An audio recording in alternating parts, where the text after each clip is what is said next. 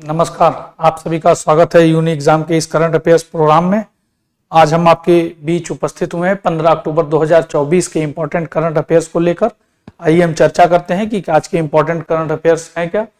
तो जो पहला इंपॉर्टेंट न्यूज़ है वो है नोबेल पुरस्कार से संबंधित। तो आप लोग जानते हैं जैसे नोबेल पुरस्कारों की चर्चा लगातार कुछ दिनों से चल रही है, तो उसमें जो अर्थशास्त्र के नोबेल पुरस्कार की घोषणा है वो हो गई है।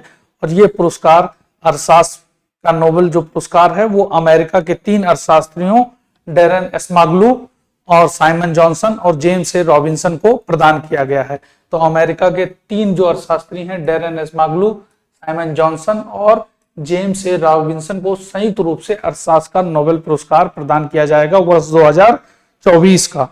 और इन्होंने जो अपना शोध किया है वो देश की संपन्नता में संस्थाओं की क्या भूमिका है, और इन्होंने अपने शोध में बताया है कि खराब कानून व्यवस्था, शोषणकारी संस्थाएं कैसे समाज के विकास को नहीं होने देती हैं, किस तरीके से देश और समाज का विकास नहीं हो पाता है। तो मुख्य रूप से उन्होंने अपने शोध में इन चीजों पर इस पे बारीकी से जोर दिया है। और इसमें जो डैरेन एस्माग्लू हैं ये तुर्कई मूल के हैं, साइमन जॉनसन और जेम्स ए रॉबिन्सन ये ब्रिटिश मूल के अमेरिकी नागरिक हैं। तो इन जो इसमें डैरेन एस्माग्लू हैं, जेम्स ए रॉबिन्सन ने एक केस स्टडी, एक पुस्तक 2012 में इनकी प्रकाशित हुई थी जो आई थी, why nation fails, why nation fail the origin of power prospects and poverty. तो ये जो पुस्तक आई थी, इन्होंने इस पुस्तक में अपने बताया था और एक अध्ययन, एक केस स्टडी के माध्यम से बताया था कि किस तरीके से जो नोबेल क्षेत्र है अमेरिका और मैक्सिको के बॉर्डर पर, तो उस क्षेत्र में किस तरीके की असमानता होती है। तो उन्होंने क्या स्पेशल ये पुस्तक है, ये पुस्तक जो है वो किसके द्वारा, जेम्स ए रॉबिन्सन और डैरेन एस्माग्लू द्वारा प्रकाशित हुआ, लिखा गया था वर्ष 2012 में। और इन्होंने अपनी पुस्तक में ही बताया कि जो अमेरिका और मैक्सिको का बॉर्डर है, तो यहाँ एक नोबेल्स का क्षेत्र है, ठीक,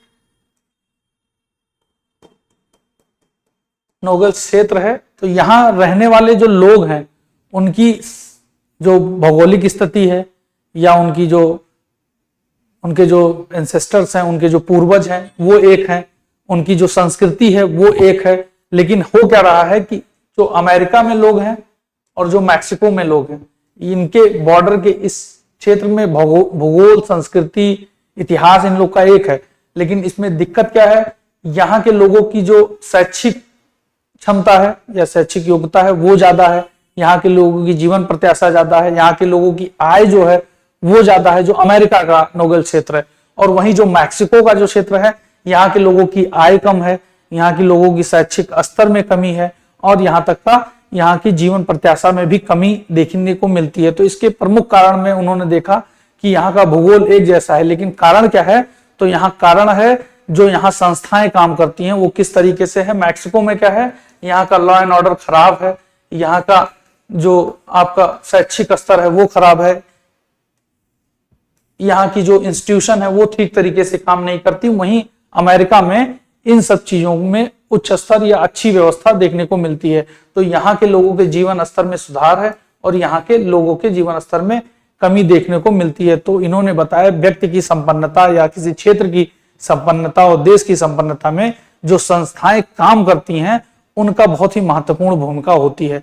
तो अपने रिसर्च में इन्होंने ये चीज को इंगित किया अपने पुस्तक के माध्यम से, अपने शोध के माध्यम से, और इनके इन्हीं कार्यों को लेकर संस्थाओं की भूमिका किस तरीके से होती है देश की संपन्नता के क्षेत्र में, इसी के कारण इनको अर्थशास्त्र का नोबेल पुरस्कार प्रदान किया गया है।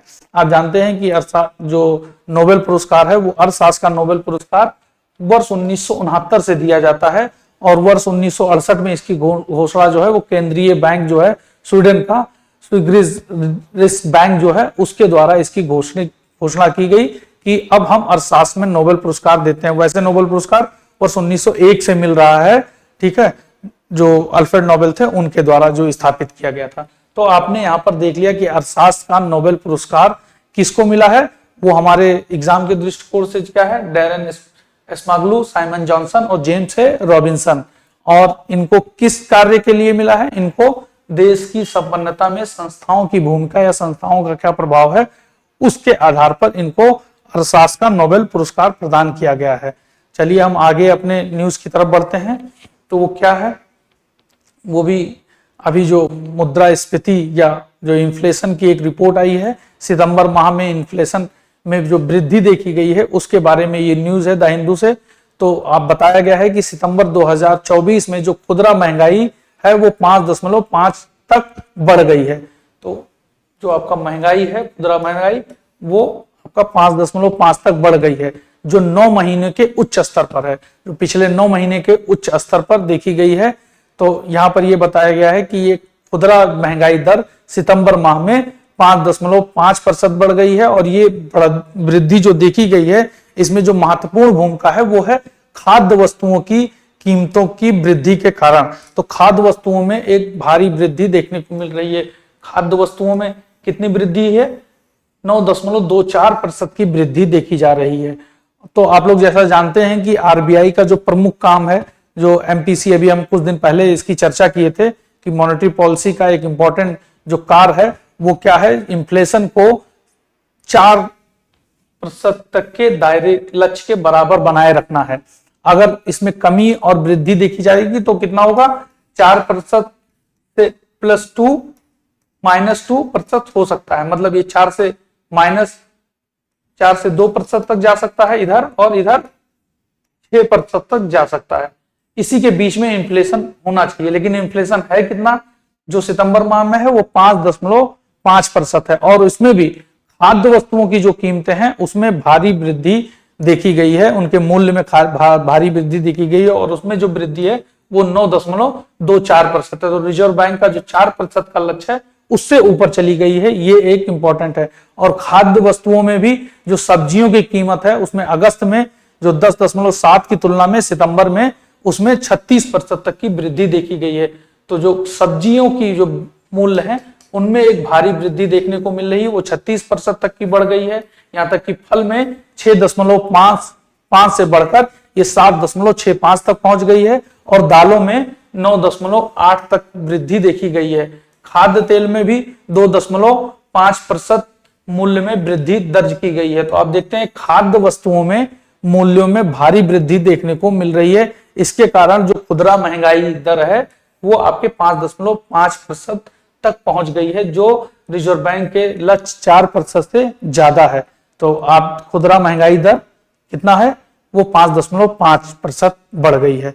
ये इसी के साथ हम आगे की अपने जो अन्य इंपॉर्टेंट न्यूज है वो आप देखते हैं। तो अभी 5वें राष्ट्रीय जल पुरस्कार की घोषणा की गई है वर्ष 2023 की, और ये पुरस्कार जो है वो 22 अक्टूबर 2024 को जो देश की राष्ट्रपति हैं द्रौपदी मुर्मू, उनके द्वारा प्रदान किया जाएगा। और इसमें जो विजेता राज्य घोषित किए गए हैं जो राष्ट्रीय जल पुरस्कारों में, तो वो जल प्रबंधन और उसके संरक्षण में उत्कृष्ट प्रयासों के लिए दिया जाता है। तो इसमें जो सर्वश्रेष्ठ राज्य है वो कौन सा है, उड़ीसा को प्रथम स्थान प्राप्त हुआ है, उत्तर प्रदेश को दूसरा स्थान, और गुजरात और पुडुचेरी को संयुक्त रूप से तीसरा स्थान प्राप्त हुआ है। तो आप देख सकते हैं कि सर्वश्रेष्ठ जो राज्य घोषित किया गया है वो किसे, उड़ीसा को, और उसके बाद उत्तर प्रदेश को द्वितीय स्थान प्राप्त हुआ है, गुजरात और पुडुचेरी को तृतीय स्थान संयुक्त रूप से मिला है। इसमें 5वें राष्ट्रीय जल पुरस्कार की जो घोषणा की जा रही है, ठीक है। और इसमें जो सर्वश्रेष्ठ जिला है वो दक्षिण क्षेत्र में विशाखापट्टनम को इसमें पुरस्कार की घोषणा की गई, और उत्तर क्षेत्र में बांदा उत्तर प्रदेश से और गांदरबल जम्मू कश्मीर को संयुक्त रूप से द्वितीय स्थान के लिए उत्तर क्षेत्र से चुना गया है। और दक्षिण क्षेत्र से किसको, विशाखापट्टनम को सर्वश्रेष्ठ जिले के तौर पर चुना गया है, सर्वश्रेष्ठ जिले का पुरस्कार प्रदान किया गया है। यही सर्वश्रेष्ठ ग्राम पंचायत के भी पुरस्कारों की घोषणा हुई है, और इसमें बताया गया है तिरुवनंतपुरम के जो केरल का एक जिला है उसमें तिरुवनंतपुरम के पुलमपारा को प्रथम स्थान प्राप्त हुआ है। सर्वश्रेष्ठ ग्राम पंचायत जो जल संरक्षण के लिए कार्य कर रही है वो कौन है, तिरुवनंतपुरम केरल के पुलमपारा जो है उसको पहला स्थान प्राप्त हुआ है, और मेघालय के खिलनाह को जल संरक्षण के प्रयासों जैसे जल निकायों के पुनरुद्धार, जल संचयन प्रणालियों के निर्माण के लिए आपको इसको द्वितीय स्थान प्राप्त हुआ है। ठीक, ये हो गया। और सबसे शहरी स्थानीय निकाय के लिए जो है वो किसको पुरस्कार मिला है, वो सूरत को शीर्ष स्थान पर प्राप्त हुआ है। पुरी और उड़ीसा को और पुणे महाराष्ट्र को क्रमशः द्वितीय और तीसरा स्थान प्राप्त हुआ है।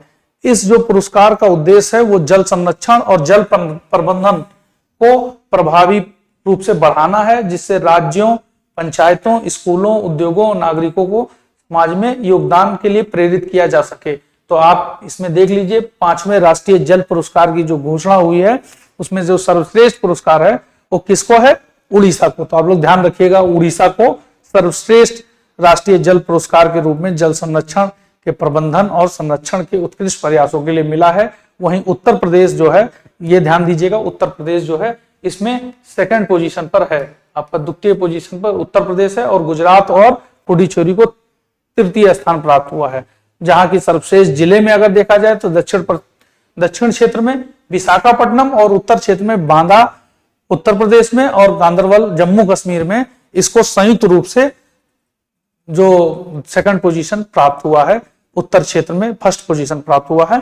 तो ये जो है आपके लिए इंपॉर्टेंट है। ठीक है, आप ध्यान रखिएगा कि बांदा इंपॉर्टेंट है। यहाँ तक कि उड़ीसा राष्ट्रीय जल पुरस्कार के लिए जो घोषणा हुई है जो प्रदान किया जाएगा। अब आइए हम नेक्स्ट न्यूज की तरफ चलते हैं। तो नेक्स्ट न्यूज जैसे हम लोग इसके पहले भी चर्चा कर चुके हैं, ठीक है, जयशंकर का जो विजिट है और इंडिया और कनाडा के जो कूटनीतिक संबंध है उसमें जिस तरीके से कमी देखने को मिल रही है, जिस तरीके से टूट रहे हैं कूटनीतिक रिश्ते, तो उसकी चर्चा की गई है। तो India Canada expel diplomats Nijjar case row to intensify. तो आप लोग जैसा जानते होंगे पिछले वर्ष हरदीप सिंह निज्जर जो खालिस्तानी समर्थक हैं, खालिस्तानी अतिवादी हैं, इनकी कनाडा में हत्या हो गई थी, और इसके बाद कनाडा सरकार ने भारत सरकार पर आरोप लगाया था कि इनके द्वारा इनकी हत्या कराई गई है।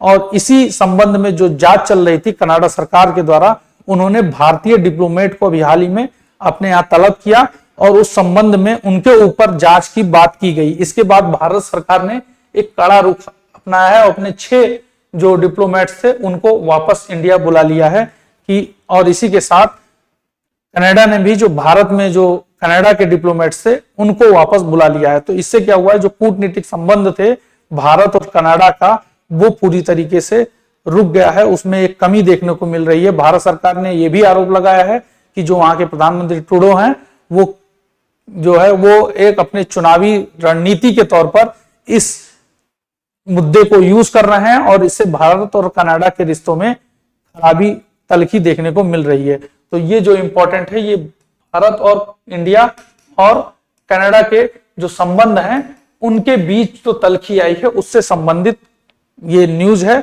और ये किस तरीके से शुरू हुई, हरदीप सिंह निज्जर की जो उनको तो वर्ष 2023 में मारा गया 18 जून को, उसके बाद का जो घटनाक्रम है वो दिया हुआ है। तो किस तरीके से उसकी जांच कनाडा सरकार कर रही थी और वो भारत सरकार पर आरोप लगा रही है कि उनकी हत्या में यहाँ के जो सरकार है उनका योगदान है। तो इस तरीके से भारत और कनाडा के रिश्तों में इस तलखी जो देखी जा रही है, कूटनीतिक संबंधों में जो टूटन की स्थिति है, तो ये एक इंपॉर्टेंट खबर उससे थी जो आपको हमने एक्सप्लेन कर दिया है। इसके अलावा Jaishankar to visit Pak today for SCO meeting. तो हमने अभी कुछ दिन पहले चर्चा की थी, जो 15 और 16 अक्टूबर को पाकिस्तान के इस्लामाबाद में एससीओ की मीटिंग हो रही है। संघाई कॉर्पोरेशन ऑर्गेनाइजेशन, संघाई सहयोग संगठन की एक मीटिंग जो है उसमें भारत के विदेश मंत्री जयशंकर शामिल हो रहे हैं। तो हमने इससे पहले भी चर्चा की थी कि जब उनको जाने की घोषणा हुई थी उसी समय जयशंकर के द्वारा यह बताया गया था कि वहां पर केवल एससीओ की मीटिंग के संबंध में चर्चा होगी, जो बहुपक्षीय चर्चा होगी, ना कि भारत और पाकिस्तान के रिश्तों को लेकर कोई बात होगी या भारत पाकिस्तान के द्विपक्षीय मुद्दों पर कोई चर्चा होगी। तो ये जो विजिट है, ये जो मीटिंग हो रही है 15 और 16 अक्टूबर को इस्लामाबाद में, इसमें जयशंकर जी उपस्थित होंगे, लेकिन भारत और पाकिस्तान के द्विपक्षीय मुद्दों पर चर्चा होने की संभावना बहुत ही कम है। इसमें चर्चा होगी एससीओ से संबंधित मुद्दों पर चर्चा होगी। तो इस न्यूज को भी यहां पर बताया गया है। तो आप लोग ध्यान दीजिएगा कि एससीओ मीटिंग हो कहाँ रही है, इस्लामाबाद में, और इसमें भारत की तरफ से जयशंकर शामिल हो रहे हैं। जैसा कि आप लोग जानते हैं कि पुलवामा के अटैक के बाद या आपका 370 जो रिवोक हुआ जम्मू कश्मीर से, धारा 370, उसके बाद से भारत और पाकिस्तान के जो संबंध हैं वो किसी तरीके से बात के मुद्दों पर नहीं आ सके हैं, या किसी एक मंच पर उपस्थित होकर द्विपक्षीय वार्ता नहीं की जा सकी है, और भारत और पाकिस्तान के रिश्ते जो हैं वो लगातार खराब स्थिति में हैं। तो उसी को दोहराते हुए जयशंकर ने कहा कि अभी कोई द्विपक्षीय चर्चा नहीं होगी, चर्चा होगी तो किस तरीके से, वो एससीओ से संबंधित चर्चा होगी। इस्लामाबाद के में जाने का मतलब ये नहीं कि पाकिस्तान के संबंध में कोई विषय होगा, इसकी चर्चा हम पहले भी कर चुके हैं, लेकिन आज के न्यूज़पेपर्स में आज के इंपॉर्टेंट जो खबर थी वो ये भी थी एससीओ की मीटिंग से संबंधित। तो यहाँ पर हमने दो विषयों पर चर्चा कर ली। निज्जर की हत्या के बाद जो भारत और कनाडा के संबंधों में जो एक कूटनीतिक कमी देखने को मिली, और अब यहाँ इस स्थिति पर पहुंच चुका है कि कूटनीतिक संबंध पूरी तरीके से टूटने के कगार पर पहुंच चुके हैं। तो ये एक खबर इंपॉर्टेंट थी आईआर के दृष्टिकोण से, इंटरनेशनल रिलेशन, और आपका जयशंकर का जो विजिट है एससीओ की मीटिंग्स में उससे संबंधित।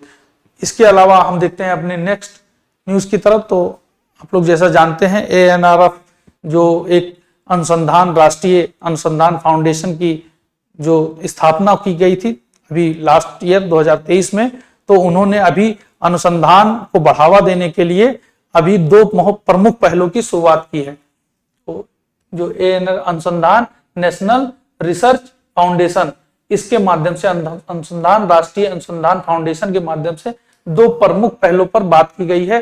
प्रधानमंत्री प्रारंभिक करियर अनुसंधान अनुदान, प्रधानमंत्री अर्ली करियर रिसर्च ग्रांट की घोषणा की गई है, और इसके साथ साथ महाईवी, इलेक्ट्रॉनिक वाहनों से संबंधित महाईवी की बात की गई है। ये दो पहल शुरू किए जा रहे हैं एएनआरएफ के द्वारा। और ये पहल है क्या, जो प्रधानमंत्री प्रारंभिक करियर अनुसंधान अनुदान है, ये किसे प्रदान, इस पहल का उद्देश्य है युवा शोधकर्ताओं को समर्थन देना, जिससे वो नवाचार को प्रोत्साहन मिले, और इसके साथ साथ भारत की वैज्ञानिक क्षमताएं बढ़ें, भारत की वैज्ञानिक क्षमताएं बढ़ें। तो जो युवा शोधकर्ता हैं, जो यंग रिसर्चर हैं, उनको अनुदान प्रदान किया जाएगा, जिससे वो इनोवेशन के क्षेत्र में प्रोत्साहन मिले और भारत जो है वैज्ञानिक क्षमताएं बढ़ाए। यह अनुदान विभिन्न क्षेत्रों में प्रारंभिक करियर और इसके साथ के बाद शोधकर्ताओं को वित्तीय सहायता प्रदान की जाएगी, ताकि वो नवाचार संबंधी अनुसंधान परियोजनाओं पर काम कर सके। तो जो यूथ रिसर्चर्स हैं, उनको नवाचार के क्षेत्र में, वैज्ञानिक क्षेत्र में काम करने के लिए एक ग्रांट की उपलब्धता कराई जाएगी, और ये वित्तीय सहायता उनके इनोवेशंस जो अनुसंधान है उन परियोजनाओं में उनकी हेल्प करेंगे, जिससे देश में प्रगति योगदान होगा। इसके अलावा महाईवी मिशन, ईवी मिशन से आपको इलेक्ट्रॉनिक व्हीकल से यहाँ पर समझ में आ रहा होगा।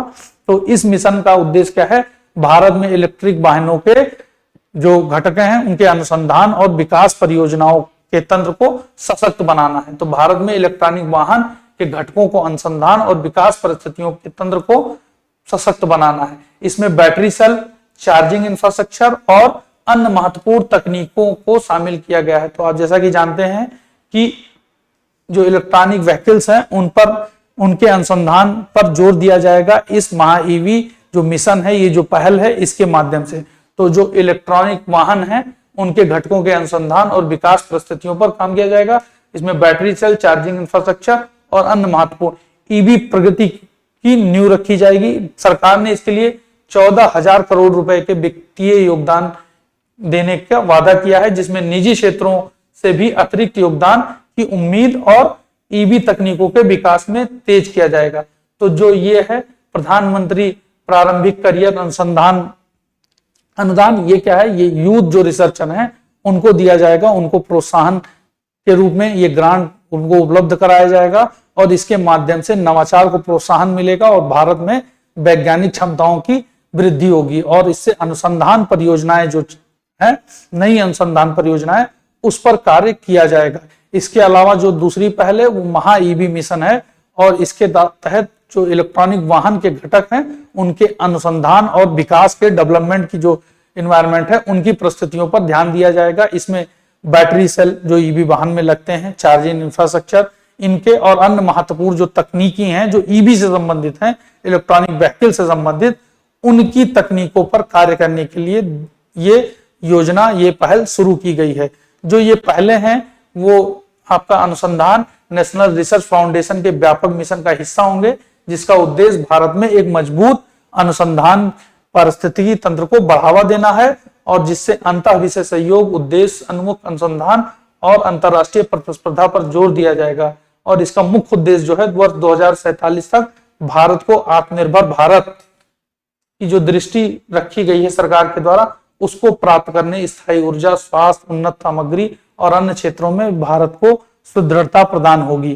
तो आपके लिए जो इंपॉर्टेंट है वो क्या है, जो अनुसंधान नेशनल रिसर्च फाउंडेशन है उसने जो दो प्रमुख पहले शुरू की हैं वो कौन सी हैं? प्रधानमंत्री प्रारंभिक करियर अनुसंधान अनुदान PMECRG और उच्च प्रभाव क्षेत्रीय प्रगति मिशन इलेक्ट्रॉनिक वाहन महा ईवी पहल की जो शुरुआत की गई, ये दो पहल आपके लिए इंपॉर्टेंट है। इसके माध्यम से क्या किया जाएगा, जो युवा रिसर्चर हैं उनको अनुसंधान अनुदान प्रदान किया जाएगा, जिससे वो जो वैज्ञानिक क्षमताओं और को बढ़ाएं और अनुसंधान के क्षेत्र में नई तकनीकों, नवाचारों पर कार्य कर सकें। और महा ईवी मिशन के तहत क्या किया जाएगा, जो ईवी वाहन है उनके अनुसंधान पर कार्य किया जाएगा, चाहे वो चार्जिंग इंफ्रास्ट्रक्चर हो, चाहे बैटरीज हो या अन्य तकनीकी जो ईवी से संबंधित हैं उन पर कार्य किया जाएगा। और इसके माध्यम से वर्ष 2047 तक जो भारत का लक्ष्य है आत्मनिर्भर भारत बनने का, तो उस अनुसंधान और नवाचारों को बढ़ाकर उस क्षेत्र में आगे प्रयास किया जाएगा। हम आगे जो इंपॉर्टेंट एक न्यूज है वो क्या है, भारतीय नौसेना का जो सेलिंग चैंपियनशिप है वर्ष 2024 उसका आयोजन है वो एझिमाला में आयोजित किया जाए। एझिमाला, ये जो एझिमाला में आयोजित किया जाएगा ये केरला में है, केरल में ये एझिमाला है। यहाँ पर क्या आयोजित किया जाएगा, भारतीय नौसेना सेलिंग चैंपियनशिप वर्ष 2024 का आयोजन 16 से 19 अक्टूबर तक किया जाएगा। यहाँ पर जो इंडियन नेवल एकेडमी है एझिमाला में, वहां इसका आयोजन किया जाएगा और इसमें जो प्रतियोगी भाग लेंगे वो नौ सेवा कर्मियों में नौवहन कौशल, भाईचारा और नेतृत्व क्षमता को बढ़ावा देने के लिए या उनको विकास के लिए इसमें महत्वपूर्ण योगदान होगा। इस प्रतियोगिता में 100 से अधिक प्रतियोगी भाग लेंगे, 100 से अधिक प्रतियोगी इस नेवल नौसेना के सेलिंग चैंपियनशिप में भाग लेंगे और ये कहाँ होगा, एझिमाला केरला में। तो हमने आज के जो इंपॉर्टेंट करंट अफेयर्स थे उन पर हमने लगभग चर्चा कर ली है। तो एक बार हम लोग इसको वापस रिवीजन कर लेते हैं कि क्या है। तो भारतीय नौसेना सेलिंग चैंपियनशिप का जो आयोजन है वो 16 से 19 अक्टूबर कहाँ आयोजित किया जाएगा, केरल के एझिमाला में आयोजित किया जाएगा और इससे नौवहन कौशल और भाईचारा और नेतृत्व क्षमता के विकास को बढ़ावा देने में महत्वपूर्ण योगदान होगा। तो ये आपने देख लिया। इसके अलावा जो हमारा एक और इम्पोर्टेंट था वो क्या था, ANRF जो है अनुसंधान नेशनल रिसर्च फाउंडेशन की तरफ से जो दो पहल शुरू की गई है, प्रधानमंत्री प्रारंभिक करियर अनुसंधान अनुदान और आपका इलेक्ट्रॉनिक वाहन के लिए महा ईवी पहल जो शुरू की गई है वो किसके द्वारा, अनुसंधान नेशनल रिसर्च फाउंडेशन के द्वारा। और ये कार्य किस लिए करेगा, जो PMECRG है वो किस लिए कार्य करेगा, वो जो युवा शोधकर्ता हैं, युवा रिसर्चर हैं उनको समर्थन देगा, नवाचार के प्रोत्साहन के लिए, वैज्ञानिक क्षमताओं को बढ़ाने के लिए, विभिन्न क्षेत्रों में नवाचार की गति को बढ़ावा देने के लिए। और महा ईवी मिशन जो पहल है उसके द्वारा जो ईवी वाहन के इंफ्रास्ट्रक्चर, चार्जिंग इंफ्रास्ट्रक्चर हो, बैटरी सेल हो या अन्य तकनीकी के विकास को और उसके अनुसंधान को बढ़ावा देने के लिए अनुदान उपलब्ध कराया जाएगा। इसके द्वारा जो वर्ष 2024 में 2047 में जो भारत का आत्मनिर्भर भारत का जो लक्ष्य है उसको प्राप्त करने में सहायता होगी। तो आपने देख लिया कि किस तरीके की पहल की शुरुआत की गई है। इसके अलावा जो उन्होंने बताया कि द हिंदू से दो इंपॉर्टेंट जो आपके अंतरराष्ट्रीय संबंधों से संबंधित न्यूज है वो क्या है कि भारत ने अपने जो राजनयिक हैं कनाडा में उनको वापस बुला लिया है और इसका जो ऐतिहासिक पृष्ठभूमि है वो हरदीप सिंह निज्जर जो खालिस्तानी अतिवादी आतंकवादी हैं, उनकी हत्या के बाद ये स्थिति उत्पन्न हुई और लगभग 1 वर्षों से संबंधों में खटास देखने को मिल रही है। लेकिन जो डिप्लोमेट्स को वापस बुलाया गया है भारत के द्वारा और कनाडा के द्वारा भी अपने डिप्लोमेट्स को वापस भारत से बुलाया गया है, तो इस स्थिति में हुआ क्या है कि भारत और कनाडा के बीच जो कूटनीतिक संबंध थे वो पूरी तरीके से टूटने के कगार पर आ गए हैं। और इस स्थिति में भारत और कनाडा के संबंध अत्यधिक खराब स्थिति में है। और इस परिस्थिति को देखते हुए आप जो अंतरराष्ट्रीय संबंध के पेपर्स, जो आपका जीएस पेपर 2 है, उस न्यूज से ये इंपॉर्टेंट एक खबर है कि किस तरीके से भारत और कनाडा के संबंधों में इस तरीके की खराबी देखने को मिलती है।